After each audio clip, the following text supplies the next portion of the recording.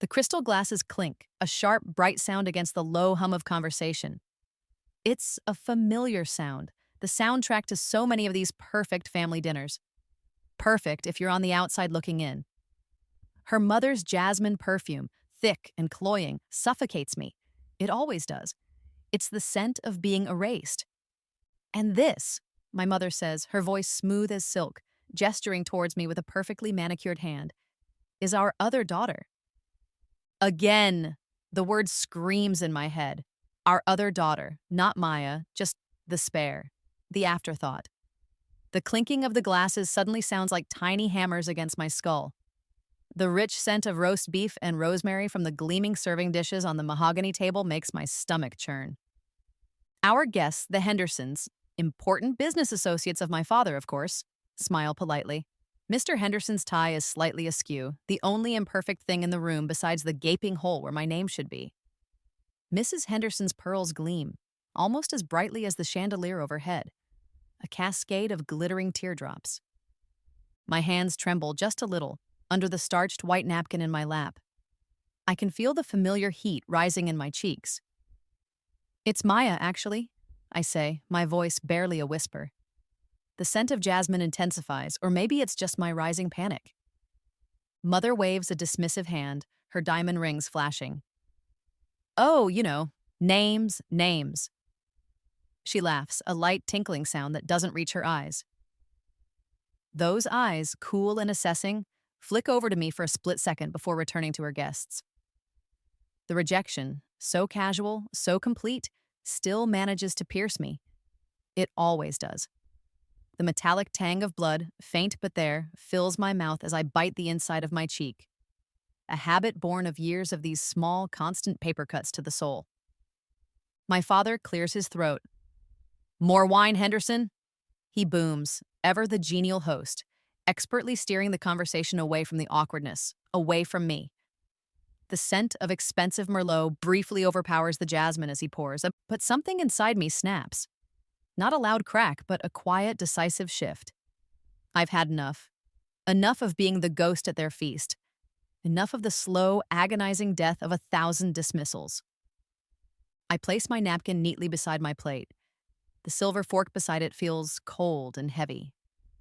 Excuse me, I say, my voice surprisingly calm, cutting through the renewed chatter. All eyes turn to me. Surprise flickers on my mother's face, quickly masked.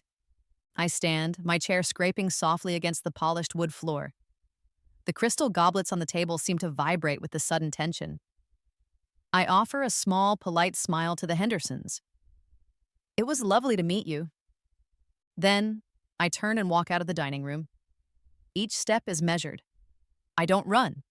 I don't storm off. I simply leave. The silence that follows me is heavier than any words.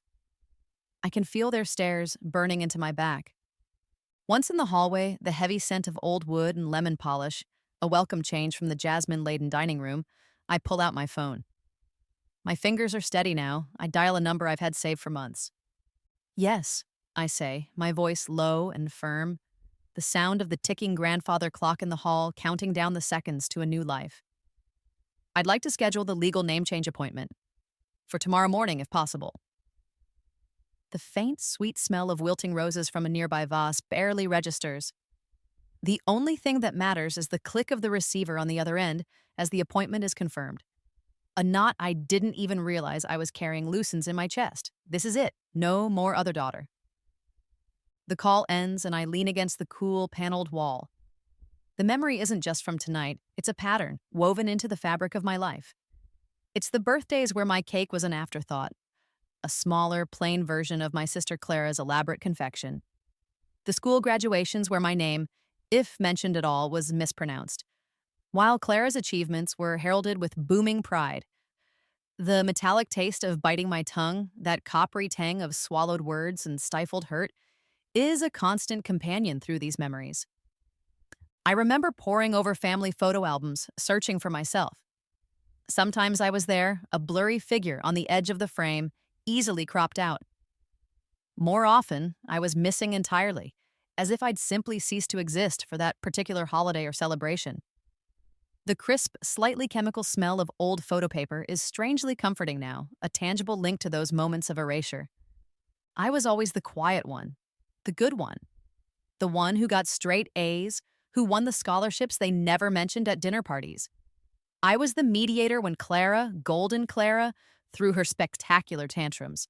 I was the one who remembered my grandmother's medication schedule, who walked the dog in the rain when everyone else was too busy. The invisible labor that kept the household running smoothly. The rough, worn leather of the dog's leash is a phantom sensation in my hand. I was the fixer, the placeholder, the background hum. The emotional escalation, the point where the constant dull ache sharpened into acute pain, came last year. I'd been accepted into my dream law school. I'd worked tirelessly, saved every penny from part-time jobs. My college fund, the one they'd talked about since I was little, the one that was supposed to be there, it was gone, drained, used for Clara's ridiculously extravagant wedding. Darling, Clara needed it, Mother had said, her voice laced with that familiar, dismissive sweetness, the scent of her jasmine perfume making me feel faint. You're so resourceful, you'll figure something out.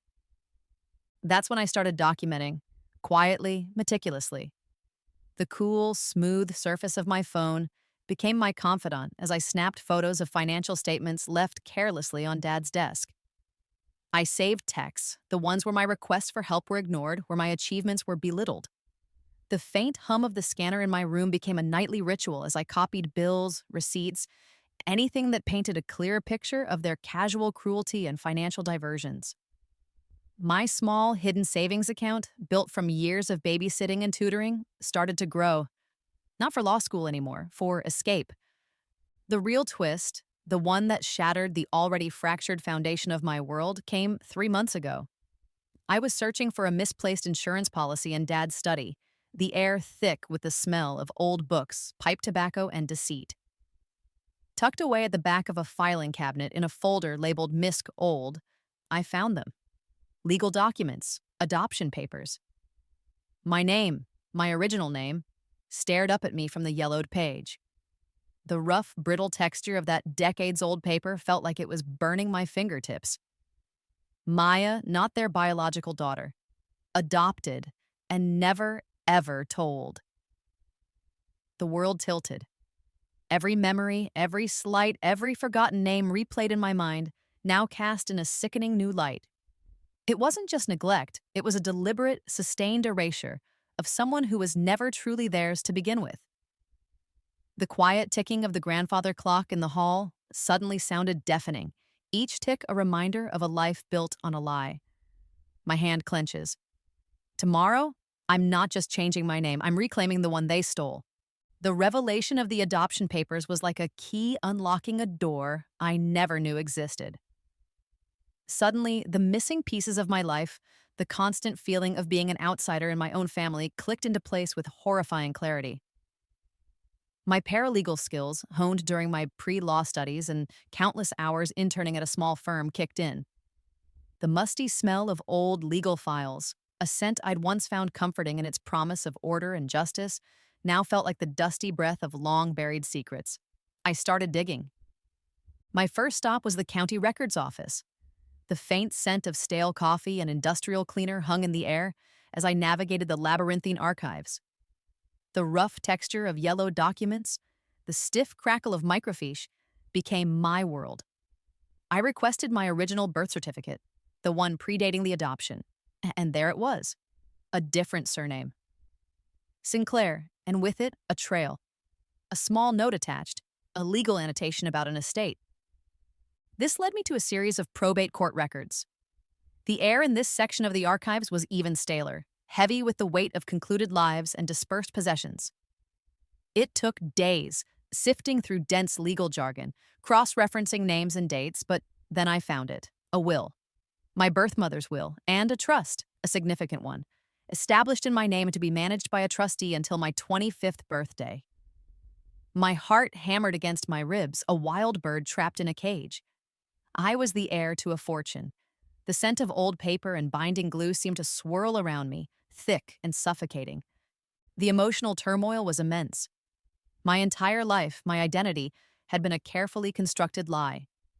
The people I called parents weren't just neglectful, they were architects of a profound deception.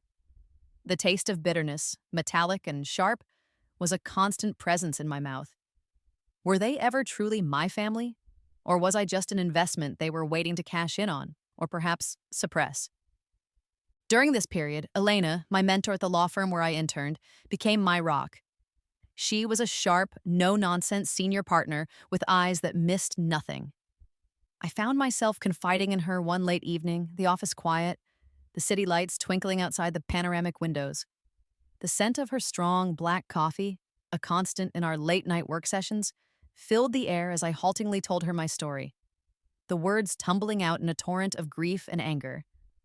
She listened, her expression unreadable at first, and then a flicker of understanding, of empathy. Elena, it turned out, had her own complicated family history, a story of fighting for her own identity against a family that wanted to dictate her path. The smooth, cool surface of her mahogany desk felt grounding as I laid out the copies of the documents I'd found. "You need to know everything, Maya," she said, her voice firm but kind. "All of it, before you make any decisions." With Elena's guidance and a portion of my carefully hoarded savings, I hired a private investigator, a discreet professional she recommended. Mr. Davies was a quiet man, his office smelling faintly of peppermint and old case files. He specialized in finding people, in uncovering hidden truths. I gave him what little I knew about my birth family, the name Sinclair, the approximate date of my birth. The investigator's report landed on my desk a week later. The crisp, professionally printed pages felt heavy in my hands. My birth parents, Eleanor and James Sinclair, were artists, wanderers, free spirits who had tragically died in a sailing accident when I was just a baby. They had no other children. They had, however, come from old money, a quiet fortune accumulated over generations. And they had left it all to me, their only child, with specific instructions for how it was to be managed. The faint, clean scent of the printer ink was a stark contrast to the dusty secrets I'd been unearthing. But it was the next revelation in Davies's report that made the floor drop out from under me. A copy of a letter addressed to my adoptive parents, dated shortly after the adoption was finalized. It was from the Sinclair family lawyers, informing them of the existence of the trust, of my inheritance. They knew, all along. Every forgotten birthday, every dismissed achievement, every time they made me feel small, invisible, unworthy. It wasn't just casual cruelty, it was strategic. It was a calculated effort to keep me from ever feeling confident enough, worthy enough, to question, to dig, to discover the truth.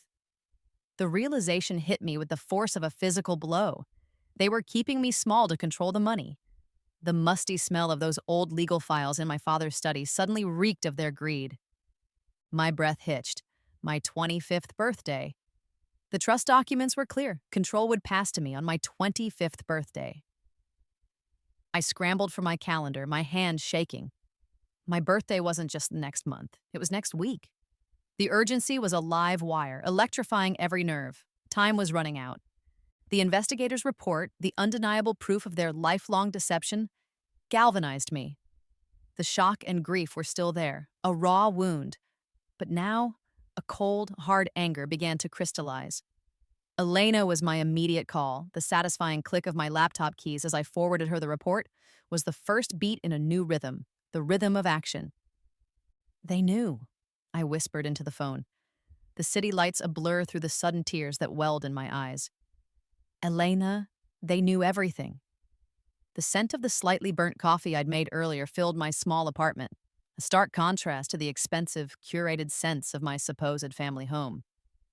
"Then we fight, Maya." Elena's voice was calm, steady, a lifeline in the storm. "But we do it smart, we plan." And plan we did. The next few days were a whirlwind of strategic planning. Elena, with her legal acumen and network, was invaluable. We met in her spacious office, the scent of leather-bound books and quiet ambition a reassuring backdrop. She connected me with an excellent financial advisor and a formidable trust attorney, a woman named Miss Albright, who had a reputation for being a shark in the courtroom, but whose office, surprisingly, smelled of lavender and Earl Grey tea. Miss Albright reviewed the Sinclair Trust documents with a fine-tooth comb. The rough texture of the thick legal paper felt different in her office, less like a secret, more like a weapon. The trust is ironclad, Maya, she confirmed, her voice crisp and confident. Your birth parents insured it. On your 25th birthday, you gain full control. There's very little your adoptive parents can do to contest it, especially given their failure to disclose. Her lips thinned at that last part. My own legal training kicked in. I started researching identity change, asset management, everything I would need to extricate myself completely. The click of my keyboard became a constant soundtrack to my days and nights. I wasn't just running from a toxic past, I was running towards a future, one I would build on my own terms. One where my name, my true name, would be spoken with respect. Emotional growth was harder. The years of ingrained invisibility, of feeling like a burden, were a heavy cloak. Elena became my unofficial coach. Assertiveness, Maya, she'd say during our brief breaks, the aroma of fresh espresso from the machine in her office a small comfort. Boundaries. You don't owe them explanations you've already given. You don't owe them your future. The smooth, cool feel of the marble coasters on her desk felt solid beneath my trembling fingers as I practiced saying no. I started liquidating my own small savings, the money I'd painstakingly gathered. It wasn't much, a few $1,000s, but it was mine. Untainted. I opened a new bank account under my current name, a temporary measure, a stepping stone. I bought a burner phone. The smooth, anonymous plastic felt like a shield. I was preparing to disappear from their lives as thoroughly as they had tried to make me disappear from my own. Just as my plans were solidifying, the manipulation began anew, as if they sensed a shift. My adoptive mother called, her voice dripping with artificial sweetness. Maya, darling, we're having a small family get-together next weekend. Clara has some wonderful news she wants to share. The cloying scent of her jasmine perfume seemed to waft through the phone. It's very important you're there, for the family. Clara's pregnancy announcement. Of course. Another event designed to make me feel peripheral, to reinforce my role as the supportive, unseen sister.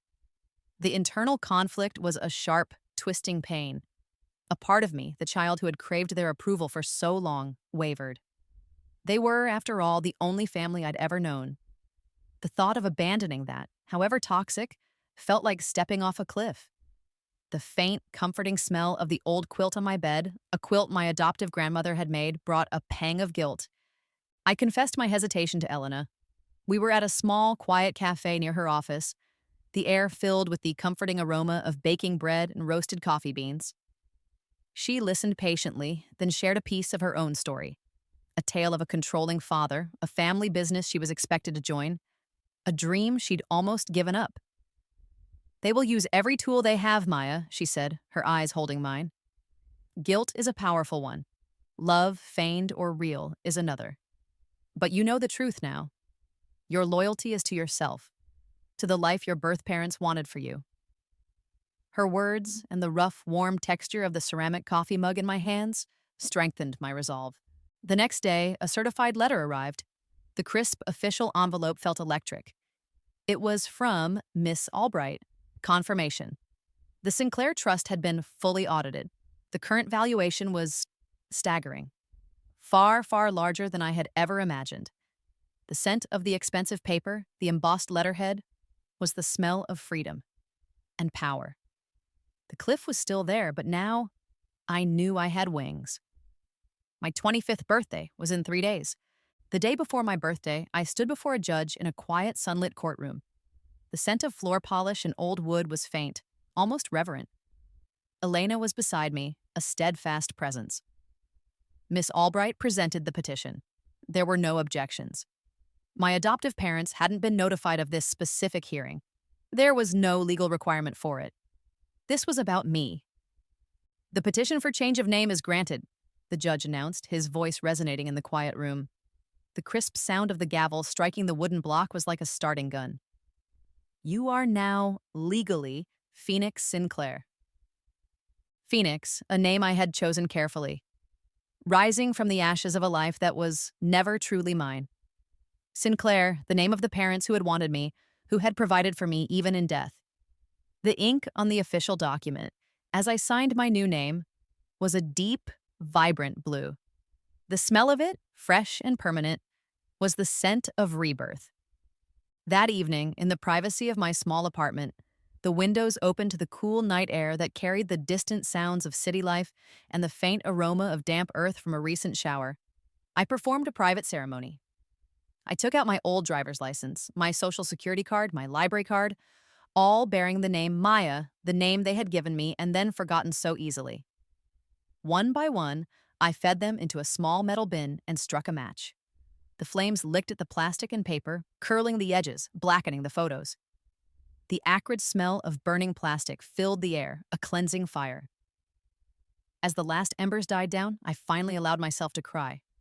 Not for the anger or the betrayal, but for the child who had been so desperate to be seen, so desperate for a crumb of affection, and who had been starved. The tears were hot. A release. The next morning, my 25th birthday, I woke up as Phoenix Sinclair. The world felt different, brighter. The scent of the cheap coffee I brewed in my small kitchen smelled like victory. My first act was to visit the bank. With Miss Albright's assistance, I opened new accounts under my new name, transferring the entirety of the Sinclair Trust into my control. The smooth, cool plastic of my new bank cards, embossed with Phoenix Sinclair, felt like a talisman. I bought a new phone, a new number. The old one, the burner, went into the same metal bin as my old identity. It didn't take long for them to find out. Legal notifications of name changes are, after all, public record if you know where to look. And they, or rather their lawyers, were undoubtedly looking, especially with the trust now active. The calls started that afternoon. Frantic, angry, bewildered messages from my adoptive mother, then my adoptive father. Their voices, usually so controlled, so dismissive, were now laced with a panic I'd never heard before. I listened to the first few voicemails, the familiar cadence of their manipulations, the attempts to guilt, to command. Then I started deleting them unheard. Each tap of the delete button was a small act of liberation. The phone in Phoenix's hand felt like a tool, not a leash. Elena, true to her word, was my shield. She'd anticipated their reaction. "They'll escalate," she warned, her voice calm over my new, secure phone line. The faint scent of the Thai takeout we were sharing during our call was a small comfort. "Stay strong, Phoenix. You hold all the cards." The escalation came sooner than I expected. That evening, as I was sorting through boxes, deciding what little from my old life was worth keeping, there was an aggressive, insistent knocking at my apartment door. I peered through the peephole, my adoptive mother. Her face was contorted in an ugly mask of desperation and rage. The faint, muffled scent of her jasmine perfume, even through the closed door, sent a shiver of the old fear down my spine, quickly replaced by a new steely resolve. Phoenix didn't shrink. Phoenix didn't hide. I took a deep breath, the scent of cardboard boxes and packing tape surprisingly grounding. Then, I opened the door. My adoptive mother, let's call her Eleanor for the sake of a name she once chose for someone else's child, practically lunged into the room. Her heels clicked aggressively on my cheap laminate flooring, a stark contrast to the plush carpets of her own home. "What is the meaning of this, Maya? This nonsense?" Her voice was shrill. The ever-present jasmine perfume, usually a cloud around her, now felt like an assault. "My name," I said, my voice level, calm, "is Phoenix Sinclair, and you're trespassing." Her eyes, wide and furious, scanned my sparsely furnished apartment. Disgust warred with a desperate anger on her face. "You will stop this ridiculous charade immediately. You will come home, and we will sort this out. Your sister is pregnant. She needs you. The family needs you." "The family," I repeated, a bitter laugh escaping me. "The family that forgot my name at dinner last week? The family that used my college fund for Clara's wedding? The family that conveniently forgot to tell me I was adopted or that I had a multi-million-dollar inheritance waiting for me?" The barrage of truths, delivered without heat, just cold, hard facts, seemed to momentarily stun her. The aggressive clicking of her heels stopped. "Every forgotten birthday, Eleanor," I continued, the words flowing now, a dam finally broken. Every dismissive wave of your hand, every time I was the other daughter, every time you made me feel like I was invisible, like I was nothing. The scent of dust motes dancing in the single shaft of evening sunlight cutting through the room was suddenly sharp. Just then, the door, which Eleanor hadn't bothered to close, opened further and my adoptive father, Richard, stepped in. His face, usually ruddy and jovial when schmoozing business partners, was pale and strained. Maya, Phoenix, whatever you're calling yourself, this isn't you. We're your family. We love you. You know that. We've given you everything. His voice was softer, an attempt at emotional manipulation. The old guilt trip. The faint, familiar scent of his expensive cologne, a woody, spicy aroma I used to associate with safety, now just smelled like lies. Love, I raised an eyebrow. Is that what you call it? Or was it an investment? Was I just a placeholder for the Sinclair fortune you knew was coming my way? That hit its mark. Richard flinched. Eleanor's face crumpled. The carefully constructed facade of loving parents began to crack. We did what we thought was best, Richard stammered, avoiding my gaze. Best for whom, Richard? I pressed. Certainly not for the child you systematically erased. You only kept me for the money, didn't you? Hoping I'd be too broken, too subservient, to ever find out or claim it. The silence that followed was heavy, suffocating. Then, Eleanor spoke, her voice barely a whisper, stripped of its usual command. Yes. Just one word. The admission hung in the air, ugly and undeniable. The jasmine scent around her seemed to wilt, to sour. As if on cue, the final member of their toxic quartet arrived. Clara, my golden sister, her hand resting proprietorially on her slightly rounded stomach. Her expression was not one of concern, but of petulant anger. Maya, how could you do this to Mom and Dad? After everything they've done for you, you're so ungrateful. Her voice, usually melodic, was sharp, accusatory. The faint, sweet scent of her prenatal vitamins was cloying. Her betrayal, siding so easily with them, was the final severing cut. I looked at the three of them, these people who had shaped my life through their neglect and deceit, and I felt nothing. Not hatred, not even anger anymore. Just a vast, empty pity. Actually, Clara, I said, my voice cool and steady, my name is Phoenix. I walked over to my messenger bag, pulled out a crisp, legal-sized envelope. The rough texture of the high-quality paper felt good in my hand. And this is for you. I handed it to Richard. It's a cease and desist letter from my lawyer. You will make no further attempts to contact me, in any way. Their faces were a mixture of shock and disbelief. And as for the Sinclair inheritance, I continued, enjoying the flicker of fear in their eyes, the money you were so desperate to control, I've decided to donate half of it. I paused for effect. To various adoption reform charities and organizations that support adoptees in finding their birth families and accessing their records, so others don't have to go through what I did. The sweet satisfaction of that statement was a balm to old wounds. The scent of possibility, of justice, filled my small apartment. Richard turned purple. You can't. We'll contest it. We'll say you're mentally unstable. We raised you. I smiled, a genuine, confident smile. Phoenix's smile. Actually, you can't. Miss Albright, my attorney, is very, very good. Everything is secured, ironclad. The only thing you raised, Richard, was someone strong enough to walk away from your toxicity. I opened the door wider. Now, please leave. They stood there for a moment, defeated, their anger deflating into a underscore of stunned silence. Then, one by one, they filed out, their arrogant postures slumped. Clara shot me one last venomous glare. Eleanor looked broken. Richard just looked old. As I closed the door on them, the click of the lock was the sweetest sound I'd ever heard. I walked away from them, from Maya, forever. But the universe, it seemed, had one more surprise waiting for me. As I turned back to my boxes, my new phone buzzed. A text from Mr. Davies, the private investigator. Phoenix, found something else you need to see. Regarding your birth father, call me. The scent of the unknown future, tinged with a hint of peppermint from his office, suddenly felt vast and exhilarating. The move to a new city felt like shedding a final layer of old skin. I chose a vibrant, bustling metropolis on the coast, a place where the air smelled of salt and possibility.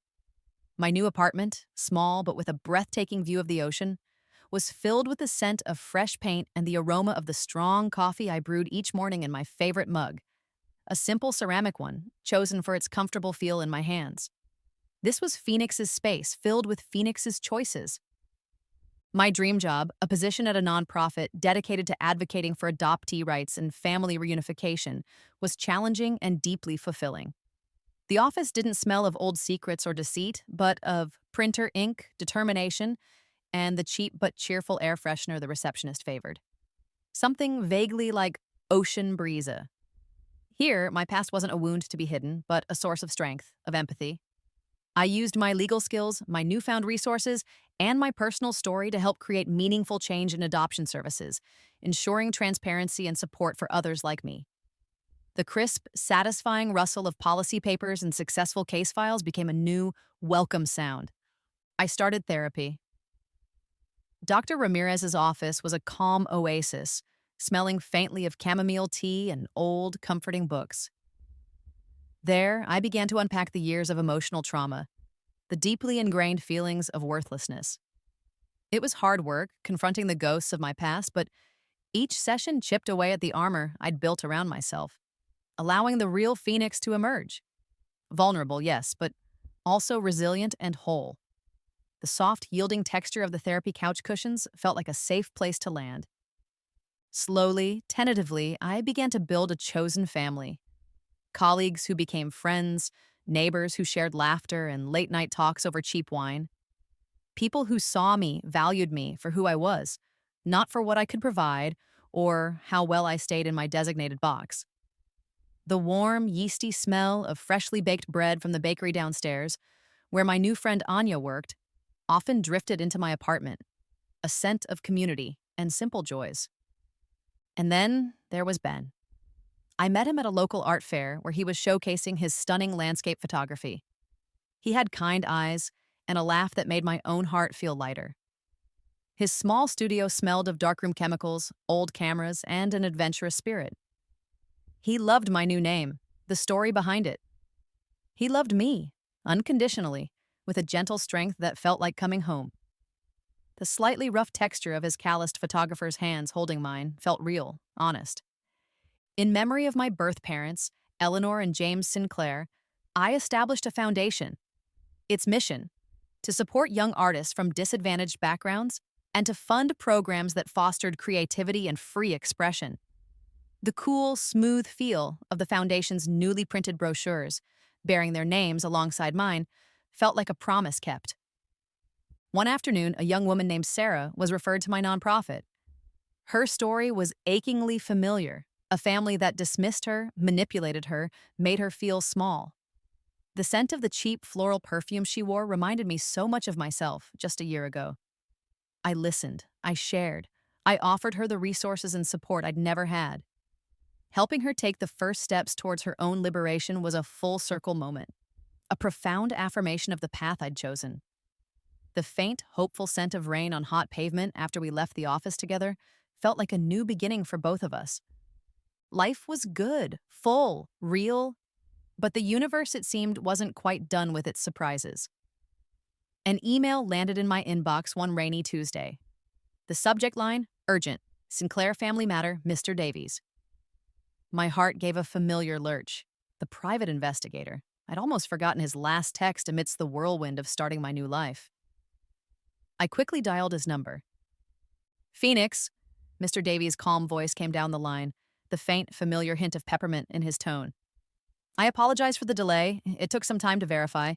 It appears your birth father, James Sinclair, well, he had a son from a previous relationship, a half-brother you never knew existed.